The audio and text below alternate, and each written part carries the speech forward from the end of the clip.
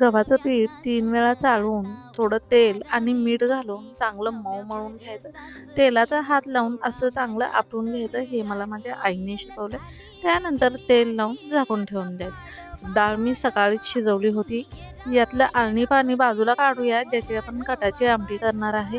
पुरण आपला शिजायला ठेवण्यासाठी मी 1 वाटी डाळीसाठी अर्धी वाटी गूळ घेतलेला आहे. आपलं पुरण तयार होत आहे तोपर्यंत आपण कटाच्या आमटीचा मसाला बनवूया. पुरण आता इथं चांगला तयार झालाय. त्यात मी वेलची आणि सुंठपूड घातली. कटाची आमटी करायला बघा, भांड्यात 4 चमचे तेल घेतलं, जिरं मोहरीची फोडणी केली, थोडं कढीपत्ता लसूण फोडणीला टाकला, वरून मसाला टाकला, लाल तिखट टाकलं, मीठ टाकलं आणि अळणी टाकलं. आता पुरण बनवूया. पुरण गरम गरम असतानाच बनवायचं आणि हे पुरणाचं धुतलेलं पाणी जे आहे ते आमटीत टाकायचं. त्यानं त्याला अगदी गोड तिखट अशी छान चव येते. आता पोळ्या बनवायला घेतल्या. पोळ्या अगदी अलवार लाटायच्या. गव्हाचं पीठ आहे त्यामुळे थोड्या थोड्याशा अशा फुटत होत्या, पण नशिबाने फुगल्या त्या. बघा जमल्या का?